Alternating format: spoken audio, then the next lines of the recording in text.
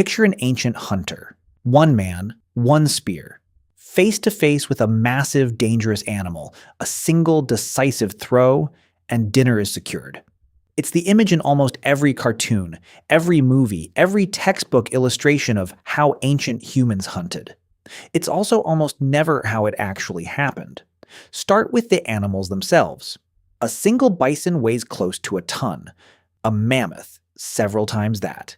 No human, no matter how skilled with a spear, was walking up to one of these animals alone and safely finishing the job. The real archaeological record tells a very different story. Hunting wasn't a solo act. It was a coordinated, planned group operation. Take a site in Alberta, Canada, called Head Smashed in Buffalo Jump. It's now a UNESCO World Heritage Site. And for good reason. For at least 6,000 years, hunters used it the same way, over and over. Cairns, stone markers were arranged across the landscape, forming long, funnel-shaped drive lanes. Hunters, some disguised in animal hides, would slowly, patiently maneuver an entire herd of bison into that funnel. Then, at the right moment, the herd would be startled into a stampede, driven directly toward a cliff edge. Dozens of bison at once, driven over, falling to their deaths below. This wasn't luck. It required deep knowledge of bison behavior, of wind direction, of the exact terrain, and coordination between potentially dozens of people, each playing a specific role. And it wasn't a one-time event. Excavations showed this same site being used generation after generation for thousands of years. Even more staggering, in 2019, construction workers near Mexico City accidentally uncovered something extraordinary. Two massive pits, human-made, each over 80 feet across. Inside them, the remains of at least 800 mammoths. Researchers believe these were deliberate trap pits, engineered specifically to funnel and capture some of the largest land animals that have ever lived. Not one mammoth, not two, hundreds across the site's use. That kind of hunt isn't possible with one person and a sharpened stick. It requires planning across a group, shared risk, and a strategy built entirely around cooperation. There's a third piece of the puzzle, and it has nothing to do with numbers or endurance. It's about the weapon itself. The cartoon image shows a hand-thrown spear. But archaeologists have found something else, again and again at sites tens of thousands of years old.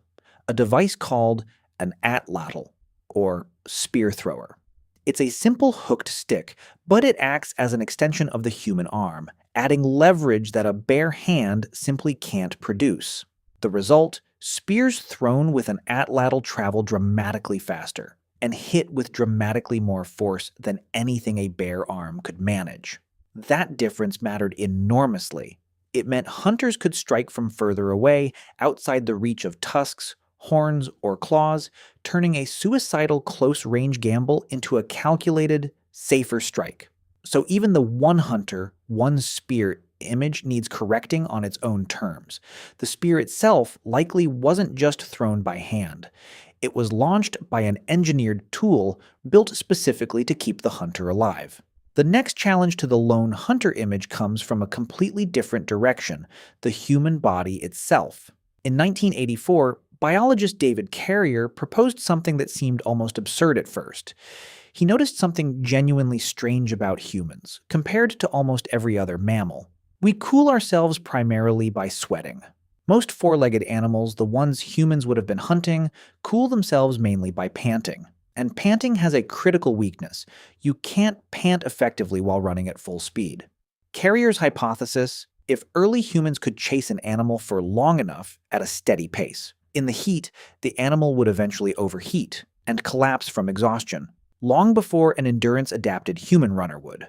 No lethal ambush required. Just relentless, patient pursuit.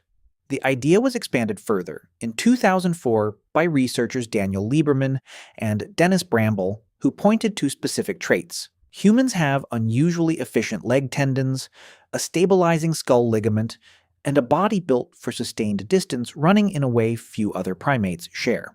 Some modern ethnographic accounts seem to support it directly. Among certain groups, including San hunters in the Kalahari, researchers have documented hunters chasing an animal on foot for hours in extreme heat until it simply couldn't continue. A 2024 study analyzing historical hunting records across dozens of cultures worldwide found persistence hunting described as a real, if physically brutal, practice on every inhabited continent. But here's where it's important to be honest. This hypothesis is not settled science. Other researchers have pushed back hard. Critics point out that direct, hard physical evidence, actual prehistoric butchery sites clearly tied to an endurance chase, is extremely difficult to find. Running leaves no fossils. Some argue the documented modern cases are rare, difficult, and far less common in the historical record than the theory's popularity suggests, closer to a documented last resort than an everyday hunting method. So the honest version, persistence hunting may well have been real and used, at least sometimes, but whether it was the primary hunting method is still genuinely debated. Some researchers have proposed a middle position, that early humans may have combined tracking skill with short bursts of pursuit, rather than one continuous hours-long chase, following an injured or exhausted animal over hours, using patience and tracking expertise as much as raw stamina. That version doesn't require sustained marathon-length running at all. It requires something closer to relentless, intelligent persistence. Put both pieces together, actually, all three pieces, and the picture that emerges looks almost nothing like the cartoon. Not one brave man against one massive animal alone on instinct. Sometimes dozens of coordinated hunters reading terrain and animal behavior with extraordinary precision, engineering traps that operated successfully for thousands of years. Sometimes a weapon quietly refined over tens of thousands of years, turning a close-range gamble into a calculated strike from a safe distance. And, quite possibly, on other days, small groups or lone hunters relying on something almost nobody expects. Pure, grinding endurance, using the one physical advantage humans actually have over almost every other large mammal on the planet. None of these three approaches cancel each other out. A single hunting band, across a single lifetime, likely used all three: strategy, technology, or stamina. Rarely, if ever, a single decisive throw from one man standing alone. The spear was real, but it was almost never the whole story.